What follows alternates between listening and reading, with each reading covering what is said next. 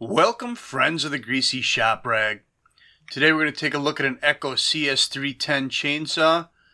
Customer complaint is that he broke the front brake lever, and he said look it over while we got it in here. So a good place to start looking it over is in the fuel tank. You know, a lot of times you're going to find old fuel, stinky fuel, water, debris, rotten fuel lines. Not in this case. Just looking in the tank, it's clean and dry with a nice clean filter. I'm not going to do anything with it. So there, I looked that over.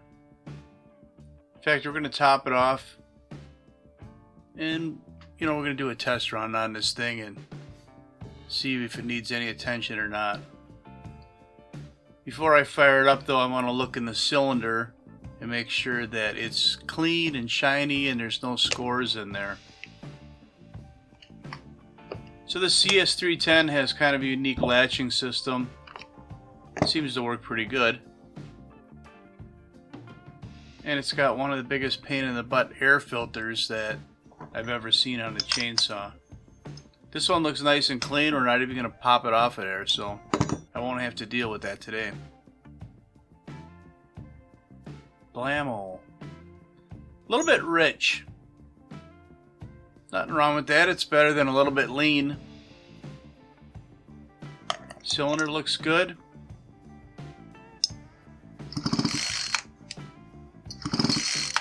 We got spark. Of course, we don't know if we have strong spark or timed spark, but we know we got spark.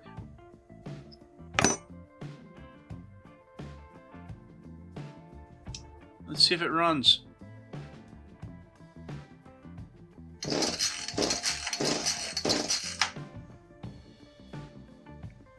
I don't know why I thought it would start without priming it.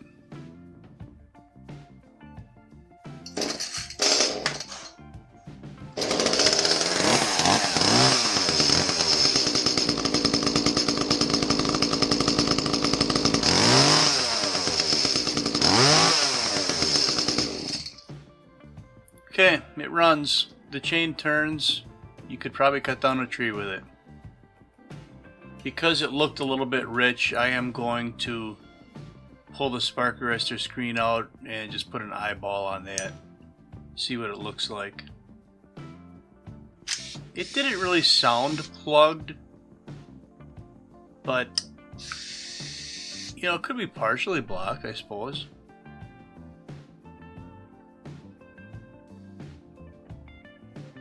It's not. It's just fine. But you don't know if you don't look, right?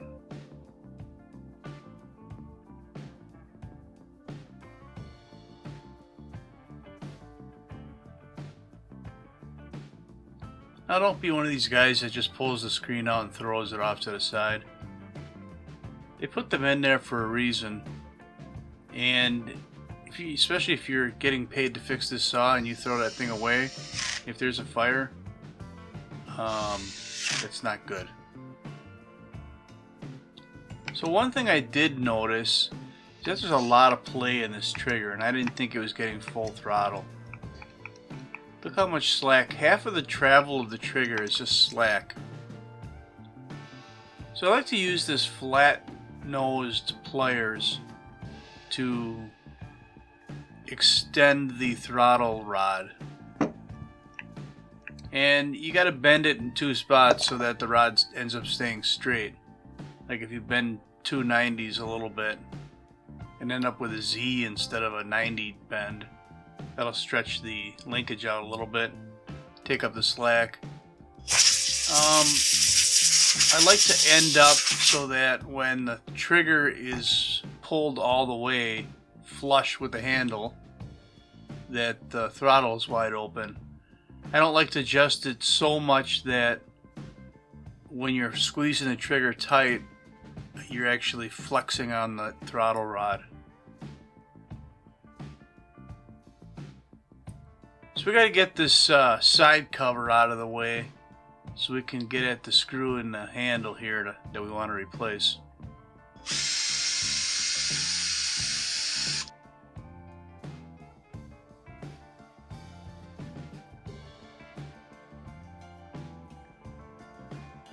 So you're going to notice as soon as we set this down that there's a little spring that pops out of there.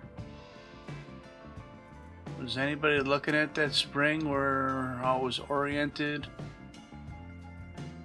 I wasn't. But I've done a few of these before, so I know how it goes back together.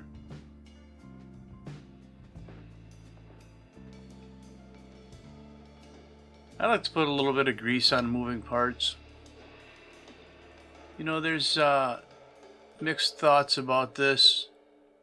Grease can attract and hold dirt.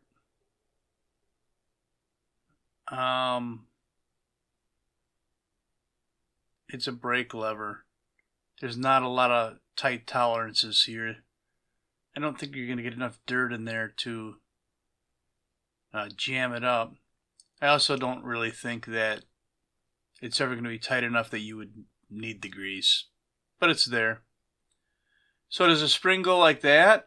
I don't think so. How about like this? There's that angle on that ramp there. But there's two angles. There we go.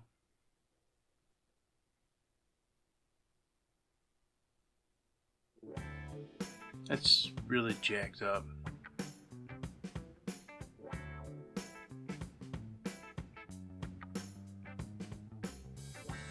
Alright, you gotta get that brake lever in the right spot on the brake handle when you put this together. And you know, with this handle and a lot of them, you gotta kind of flex it enough to get the ends to straddle over the posts that mount them down.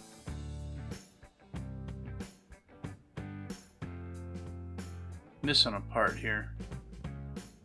Should be a washer. Look at that. It was hiding.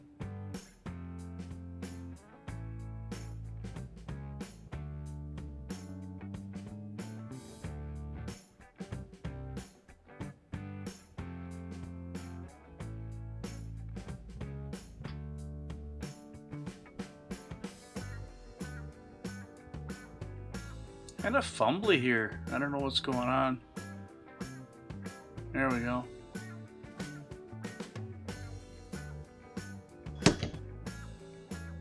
Alright, let's see. The brake lever seems to be working. It's locked up right now. It's released.